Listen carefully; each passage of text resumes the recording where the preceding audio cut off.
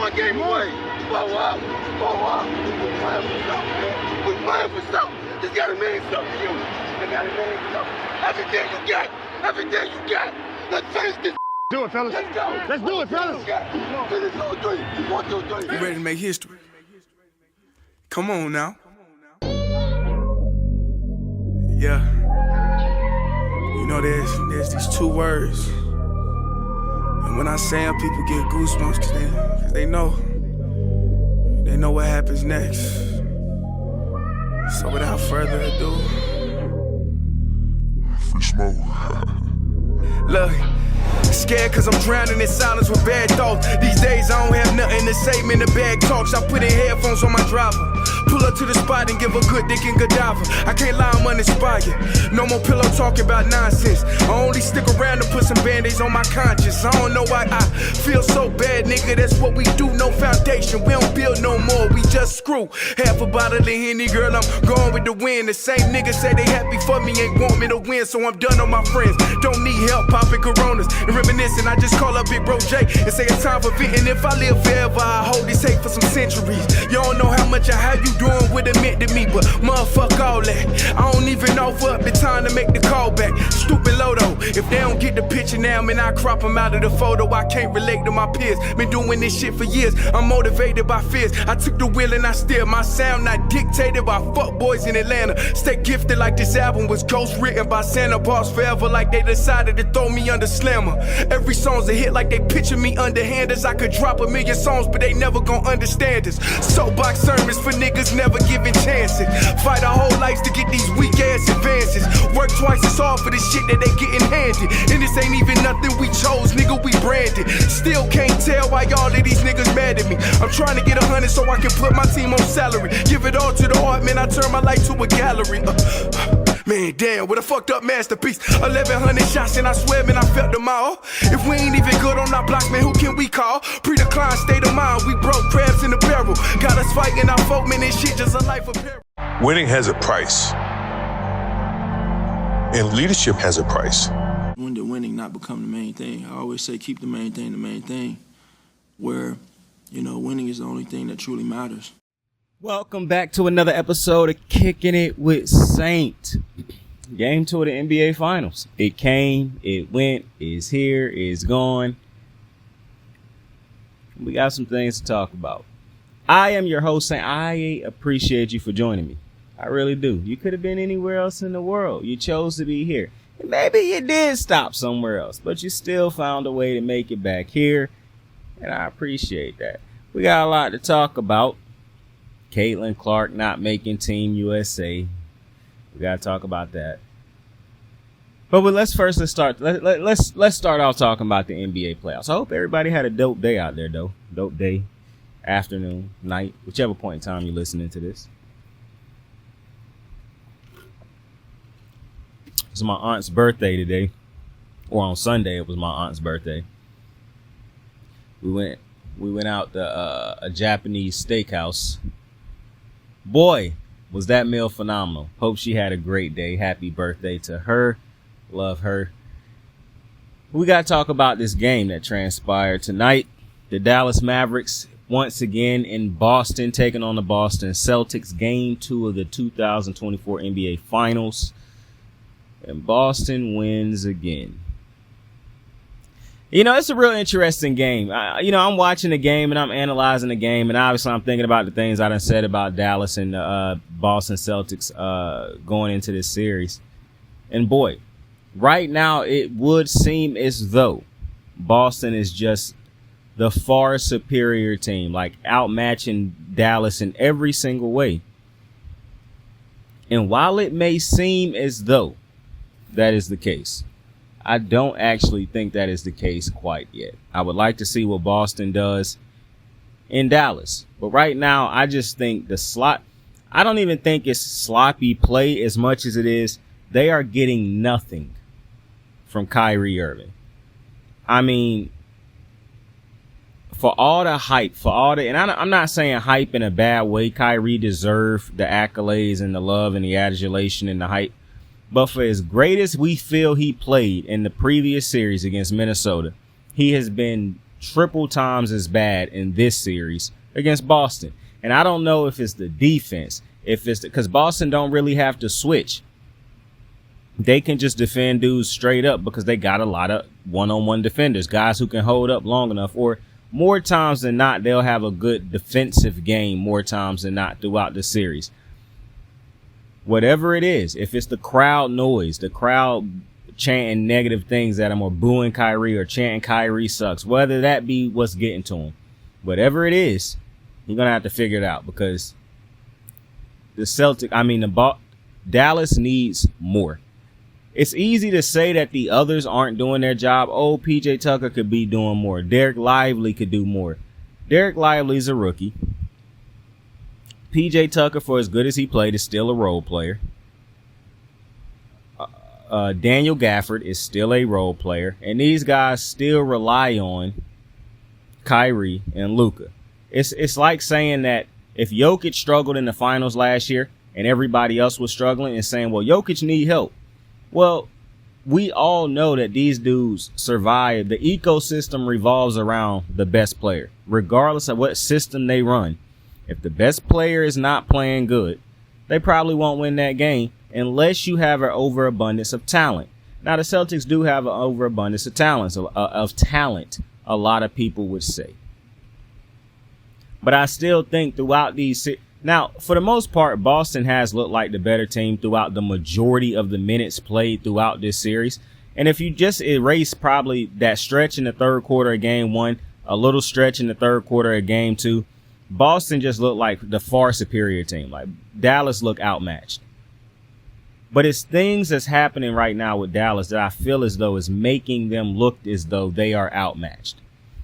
For one, I said that Dallas is going to have an interesting time defensively because you hope they figure it out after game one. But because the Celtics have so many guys who shoot threes, you have to find a way to be able to defend that, while also defending the penetration that sometimes Jaylen Brown and Jason take, because they do drive. They want to drive. They want to get to the rim. Now, sometimes they fall in love with jacking up a bunch of threes and jacking up bad shots, contested shots. But for the most part, when the game plan is going the way Boston have it going, the others are shooting up a lot of threes. And Jason Tatum and Jaylen Brown are also shooting up threes, but they also penetrating to try to get to the rim and get somebody open or get a foul and one or finish.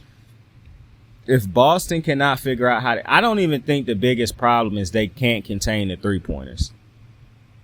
Dallas's biggest problem right now, they can't stop penetration. They can't stay in front of nobody. They can't stay in front of Derek White. They can't stay in front of Tatum. They can't stay in front of Jaylen Brown. I mean, if Porzingis wasn't out there, limping around, they probably wouldn't be able to stay in front of him either. I mean, it's actually ridiculous how bad everybody on Dallas is playing defense right now. It's not just Luka. I know it's easy to look at Luka and be like, every time he in front of somebody, they go right by him. Go look at the tape. Every time any of these dudes is in front of anybody on the Celtics, they feel as though they can go right by him and pick up a foul, pick up the bucket, or find somebody a kick out to get somebody wide open for a three-pointer. And right now, because Dallas is not defending that penetration, because they cannot stay in front of anybody and force the ball handler to make a different decision instead of being able to drive it all the way to the rim and then decide what they want to do, because it's no stop on a ball handler, that is killing Dallas right now. It's easy to say, Boston hitting a lot of threes, but Boston struggled hitting a three tonight. Boston didn't shoot the three great. And I said after game one, I understand how great Boston shot the ball, but the law of averages have to average out. Boston shot a phenomenal shooting performance in that series against the Warriors a couple years back. But I said after that game, as great as they were, they will not shoot the ball this great again in the series. That's not saying that they won't shoot the ball good again in the series. It's saying they won't shoot the ball historically great again in this series, because the law of averages usually average out when somebody just shoots you out of a gym like that. Right now, Dallas is just struggling to stop penetration. Now, you'll look at the game tape, you say, well, they can't stop the threes either. I understand they can't stop the threes, but it's happening because they can't stay in front of anybody. People go right around Gafford. They go right around Luka. They go right around Kyrie. And the real sad part is Kyrie is kind of the only. Kyrie is causing, while they still go around Kyrie or they just muscle past him and force him to foul, he is causing the most pressure right now as far as like getting people off of their spots. And that's the big thing. When you cannot force a player off of his spot, when he want to go from A to B and he can get from A to B and you don't force him to have to take a detour to get to B, you're usually going to have fouls or you're going to have trouble stopping the other team from scoring. And that's the problem right now for Dallas, because they found a way to stop the Boston Celtics from hitting threes tonight, but they couldn't find a way to stay in front of dudes from being able to penetrate and get to the rim. Not only that, another problem, you will not beat a team in the finals when not only can you not stop them, but you cannot take advantage of free baskets. Dallas shooting the free throws as bad as they've shot free throws, and they the worst free throw shooting team in the playoffs, and they done got to the finals. Eventually, that catches up with you. You cannot shoot the free throws as bad as you shoot free throws, and shoot the three as bad as you shot the three, and expect to beat a team like the Boston Celtics. That's why I say, while Boston, I don't even think Boston done played a great game yet. But for as good as Boston done played at this point, it's scary for Dallas when you think about, yes, Boston has played great, but look at how bad we have played. In the first game, I think they had like 9 assists. So they're not even getting the ball. They're not even, and yes, I understand Dallas's defense have a part to play in this. I'm not taking anything away from from Boston's defense. However, when you look at how they played a good defense when they played Minnesota, they played a good defense when they played against OKC. So it's not like this is the first time the Dallas Mavericks have played against a good defense, a competent defense. And I understand people will say, well, Jason Tatum and Jaylen Brown are far better defenders than anybody that done played. I don't necessarily agree with that, but you can say they are upper echelon defenders compared to any of the defenders they done played to this point. I still don't think that's the biggest problem. Another thing, they done got Luka to revert back to playing the way Luka used to play when I thought they couldn't win a championship, which is a lot of dribbling, the ball getting frozen in his hand. And a lot of that is because the lack of movement right now on the offense for Dallas, the lack of being able to knock down shots, the lack of, I think one of the biggest things that would help that, and one of the biggest problems with Dallas is because they have so many problems right now that when you say, I look at him and say, well, if Kyrie was playing better, then a lot of these other problems might not even be as big a deal if you could get 20 to 30 plus points from Kyrie. But because Kyrie's struggling to get it going, all of those other things have now been accentuated because you're not getting Kyrie scoring. The other dude's struggling because if Kyrie's struggling, Luka taking a lot of shots to get his points, then more than likely the other guys are going to be struggling too. Now, I understand some people will look at Boston and say, well, you know, Boston stars can struggle and they still have a great game. Once again, Boston has an overabundance of talent. That is not dudes playing on cheap contracts. Boston is playing a good, hefty price to have the roster that they have. Not only that, you look at the ball movement that Boston does have when the ball, and it's kind of funny because the ball do stick with Boston, but they shoot a lot of threes. So even when the ball finally get out of the dude's hand, they just launch threes. Now, like I said, tonight they didn't hit those threes. And that's the thing about Boston. Their offense can get very ugly. But maybe it's because it's the first time that Dallas is in the finals and Boston has gotten to the finals basically with this core. I understand you didn't have Kristaps. I understand you didn't have Drew Holiday. But the main dudes on this team done been here. Al Horford, Jaylen Brown, Jason Tatum. They done been here. I understand this could possibly be first time in the finals yips for the Dallas Mavericks. However, when you look at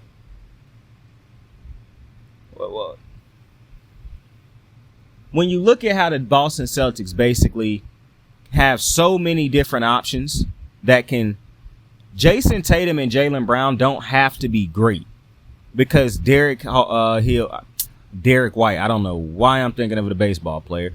Derek White can have a good game. Kristaps Porzingis can have a good game. I mean, you saw what Kristaps did in the first game of this series. Drew Holiday can have a great game. Like, these ain't average players, you know what I'm saying? These are upper echelon players that can also have great games. So when Kyrie is having the game that he is having the past 2 games, it just accentuates all the little things that's going wrong. And then it lends itself to, listen, I understand that you say 2 dudes can't struggle, but look at Boston. But look at the roster that Boston is putting on the court.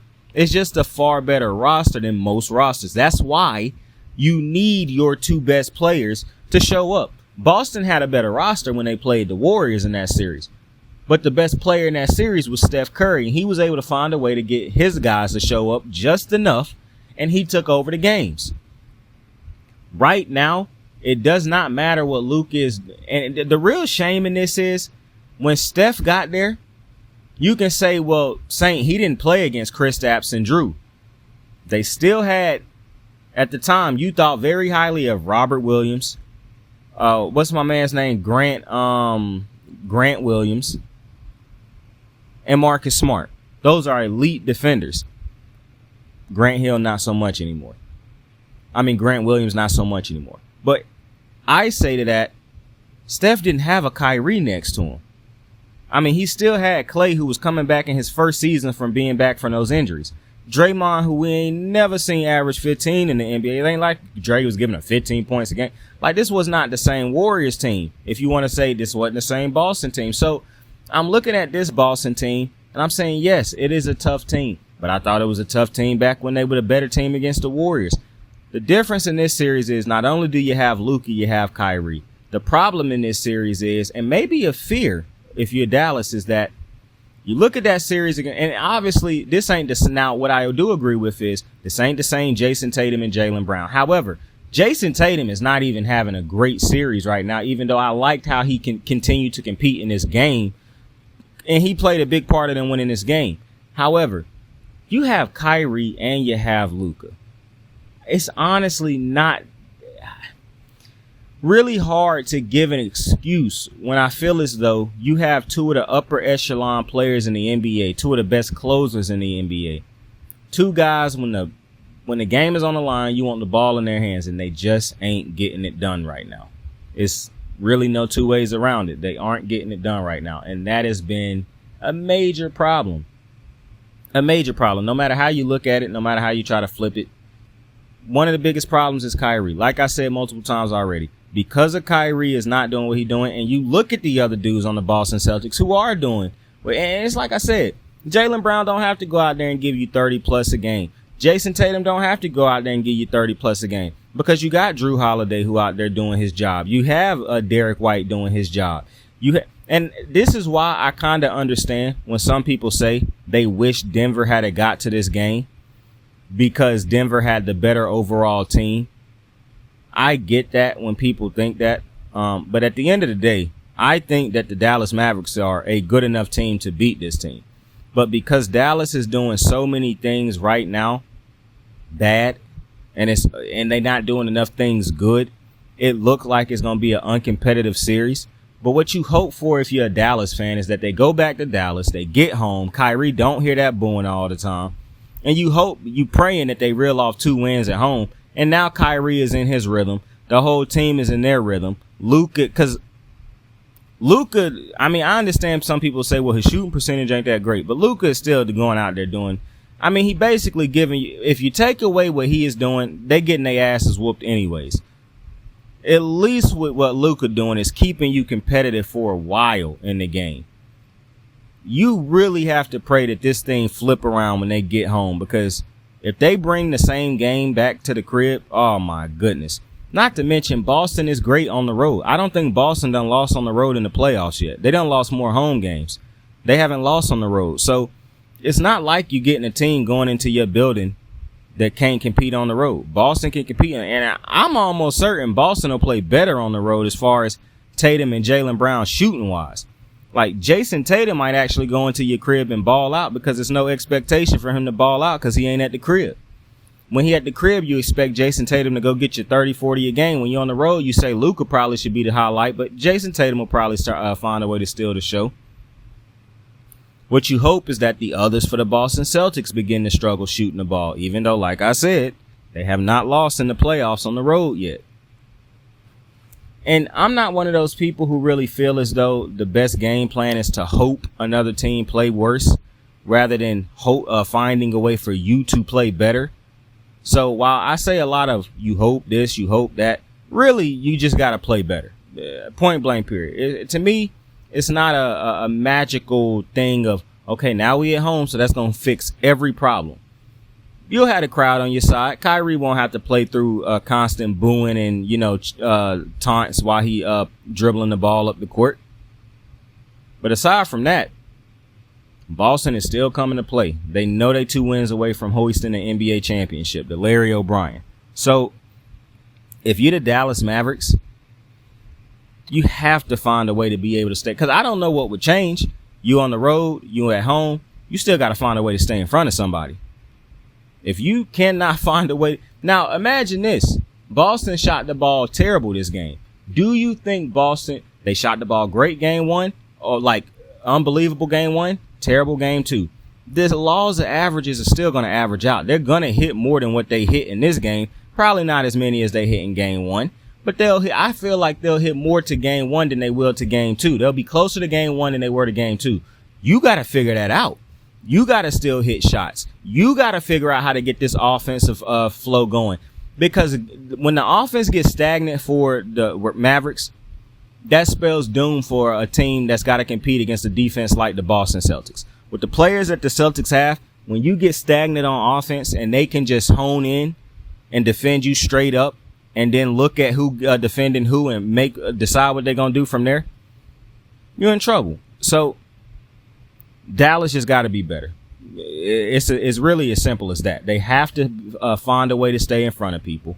The offense have to get going as far as everybody. Obviously, you want the others to play better, but the offense cannot get going to its full potential if Kyrie does not get going. You need Kyrie to be a threat. Kyrie having a good first quarter, being a wash the rest of the game, not going to work. Kyrie being a wash the first 2 quarters, having a good third quarter, not showing up in the fourth, not going to work. You have to have Kyrie be a consistent threat throughout the entirety of the game. You have to have Kyrie be a problem throughout the entirety of the game. You have to have Kyrie be a focal point of the offense. Boston have to make right now, Boston is only having to defend Kyrie straight up, and they're not even having to switch different defenders on him. They pretty much can just keep rolling out the same defender because Kyrie done struggled shooting shots. And it's not even that every shot he done shot is contested. He done found ways to get open. He not finishing at the rim. He not hitting open jump shots. Everything is bad right now for Kyrie. So the biggest hope is that Kyrie get to Dallas and have home cooking. If Kyrie can have a great game, I think that will do a lot to tell exactly how far apart Dallas is right now. If Kyrie go out there and ball out and Dallas end up winning this game in a blowout, then it give you confidence that Dallas can come and win game 2, whether it be a blowout or not. But if Kyrie come out here in game 3 and he struggle again, yeah, this series probably is a wash because you can't win this series if Kyrie don't show up. It's as simple as that. I don't care how good I don't care if you bring rebounding, you play great defense and force the Celtics to miss a lot of shots. At the end of the day, if Kyrie does not show up and make himself a focal point of the offense, make himself somebody that the defense have to worry about, it's a wash, fellas. It's a wash. Dallas is not winning this series. They're not even going to be competitive in this series if Kyrie can't show up. So and I said before this series started that Dallas does, when you look at the matchups, it is more likely that they find a way to guard Kyrie because of his height. And then next I said Jaylen Brown because he's not the pure shooter or scorer that the other two are. But boy, it's really showing itself right now. And what's crazy is I don't even think they playing like some otherworldly type defense on Kyrie. He just ain't hitting no shots. And like I said, I don't know if it's the physicality. I don't know if he just having off nights right now. I don't know if it was the Boston crowd. I don't know what it is. But they cannot afford to have it again in game 3. I'm just telling you that right now. And obviously that's something if you watch these games, you pretty much know that. But to me right now, not being able to stay in front of somebody or anybody and Kyrie's, just basically being a non-factor out there is killing them because Luka having to do everything. And if Luka got to do everything, you're not winning. And it's a real shame that they done reverted back to this. But, you give a lot of credit to Boston. Whatever Boston is doing is forcing the Dallas Mavericks to revert back to playing a style of basketball that is not conducive to winning and definitely not conducive to winning a championship. Hey, you got to take your hats off to them. Absolutely phenomenal for Dallas. For Boston. But next I want to talk about this Caitlin Clark story. So Caitlin Clark did not make the Team USA basketball club. And congratulations to all the women who did make Team USA. I saw people mad that so many different players from the Aces made it, because you had Asia Wilson made it, Kelsey Plum made it, Chelsea Gray made it, and Jackie Young made it. And a lot of people was like, well, Chelsea Gray haven't played this season. Bro, Kawhi Leonard just made Team USA. Kawhi Leonard done missed how many games? Like, it's absolutely ridiculous. But let's talk about Caitlin Clark being, in air quotes, snubbed. I think the real shame is that every time, I mean, these fans, man, I done seen Colin Cowherd and Shannon Sharp talk about this, and they feel like Caitlin was snubbed and they should have put her on a. I really don't know what's up with these dudes, man. It's just tiring at this point. It's tiring. It's like, man, y'all, the idiots out there who just have these ridiculous talking points, like the ridiculous fans out there. I mean, they feel like they smart because it's dudes on TV getting paid, and they saying the exact same stupid shit. Caitlin Clark not making Team USA. For one, Team USA done won, I believe, 7 gold medals in a row. So, for one, for the people who say, I wasn't going to watch Team USA, you wasn't going to watch them anyways. Because if you did, you would have known they don't won that many things, and you would have known, they probably don't need Caitlin Clark.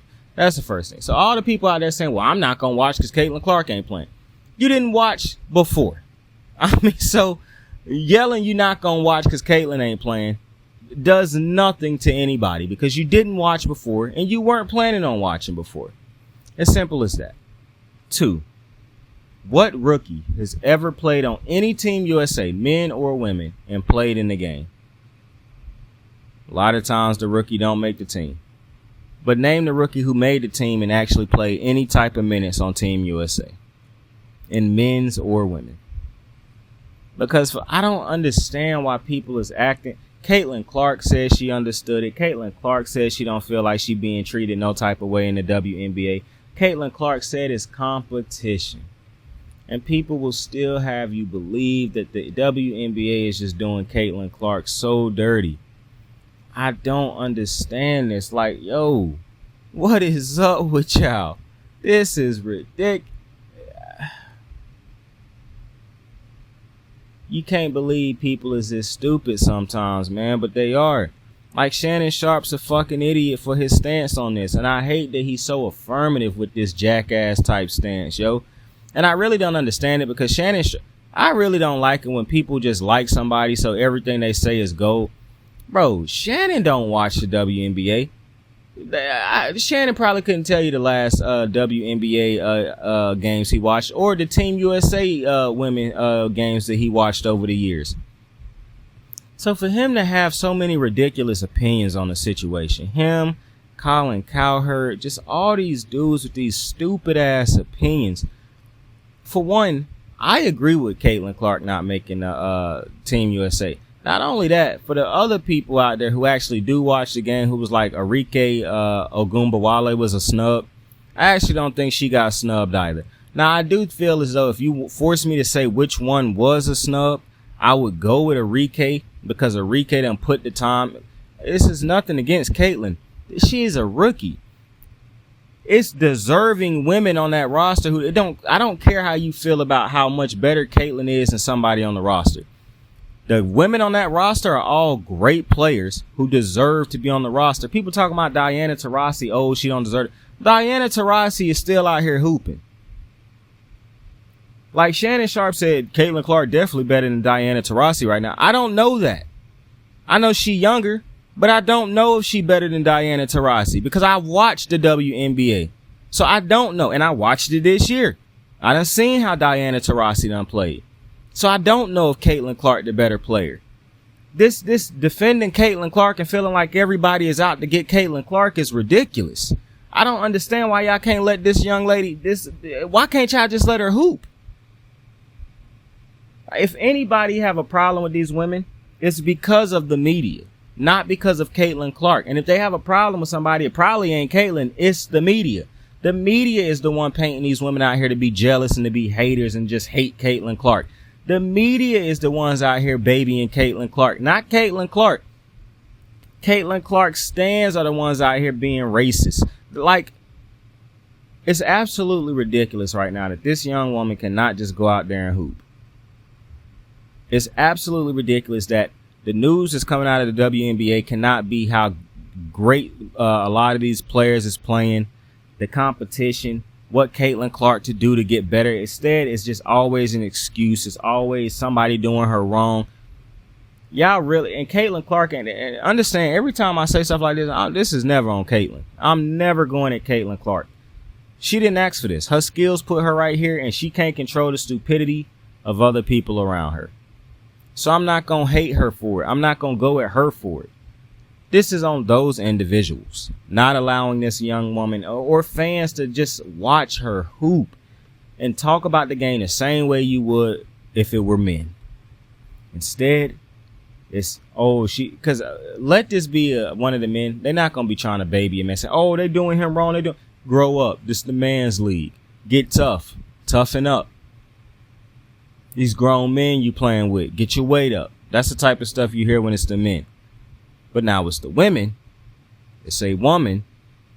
And it's just a bunch of, and I feel like y'all do them more of a disservice because now you saying that you can't judge them the way you judge men. You can't be physical like you can with men with these women, even though it's other women. Don't do that. She too soft. Don't do her like that. Like it's crazy to me. But I don't think Caitlin was snubbed. And I think the biggest reason, and Caitlin's going to make a multitude of Team USAs, yo. And knowing y'all jackasses, y'all probably going to go back and look at this one and say, see, she got snubbed and look at her now. So knowing y'all, that's probably what you're going to do anyway. So just use it for your ammunition for the jackasses. But if Caitlin Clark, let's say they put her on Team USA. Now, let's say she do make the Team USA like some of the rookies done made it in the past. Name one of the rookies that played any type of significant time, or really any time.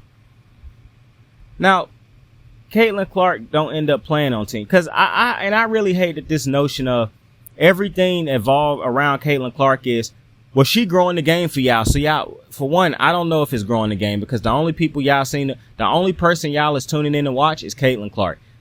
She play against other people and you don't know the other people's name. You don't care about the other people. You literally only care about Caitlin Clark. So this little built-in excuse y'all feel like y'all have every time you defend Caitlin Clark, and it's, well, she building the game. Y'all don't want her to help grow the game. The woman that's gonna get y'all, man. Y'all can say that shit, yo. Dead ass.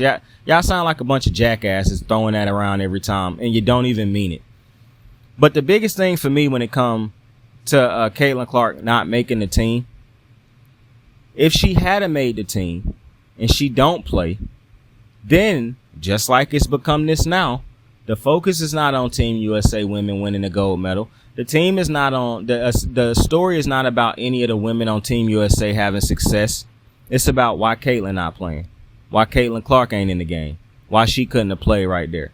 If somebody's struggling, why Caitlin Clark can't play for her? She's struggling. Why Caitlin Clark ain't on the floor? I paid to see Caitlin Clark. I tuned in to see Caitlin Clark. And now it's no longer about the women. And you keep telling me that you're trying to grow the game. But you don't care about not one of these women out here. Why not tune in to Team USA Women and watch and see why these women made the team? And see what Caitlin Clark, you're going to be able to look at them and say, okay, if Caitlin do this, that, and this, she definitely going to make it next year over this woman or that woman. Instead, you decide to ridicule mostly, or if not every woman in it. Most of you don't even know the women who made it. You don't care about the women who made it. You just care that Caitlin Clark didn't make it. And to me, that's absolutely ridiculous. And I don't understand how you don't see what a lot of people who feel as though, and I saw a thing that said that that's how the team women on the Team USA feel. I agree, because y'all have already made it about, I haven't seen really, now I have seen people celebrate the women who made Team USA, but for the most part, it's not about the women who made Team USA. It's about Caitlin Clark not making Team USA. That right there should tell you, if she did make it and didn't play, the story still wouldn't be, oh, Team USA won 8 gold medals in a row. Oh, Team USA blasting these teams. It would be, Caitlin Clark didn't play in this game. She didn't play in that game. This person struggled, and they could have had her play in that game, and they didn't. I don't get it. I don't understand why the sports media is deciding to talk about Caitlin Clark or cover Caitlin Clark in the women's game in this fashion, because it's not helping the women's game. It's not growing the sport. How do you think it's growing the sport when y'all jobs is to talk about the sport? But every time y'all get an opportunity to shine a spotlight on other women, instead of doing that, y'all instead say, well, why not Caitlin Clark? Something to think about. But with that being said, I appreciate y'all for joining me on another episode of Kicking It with Saint. Tell somebody you fuck with them. Tell somebody you love them. You can be anything in the world. Choose to be kind to somebody today. Like, subscribe, share. I appreciate you. I fuck with you. I love you. Saint out. No, I thought it generally sucked. I didn't think it was a specific suck. I thought it was like an all-encompassing type of suck. So, we're going to try and rectify that. But for right now, I'm going to be pretty pissed about it. I got the moves like hot sauce. Lil' mama taking the top off. I'm laying down getting topped off. After this, she know she getting knocked off. I know she loving the money, so I keep on thumbing and thumbing. She say she horny when she taking shots, so I keep them coming and coming. Now I'm putting dick in her tummy, scoop her up like I'm raking or something. You would think shawty red track, the way that she running and running. You getting dumber and dumber, you out here chasing the bone. After she finished from giving me dome, the Uber is taking her home.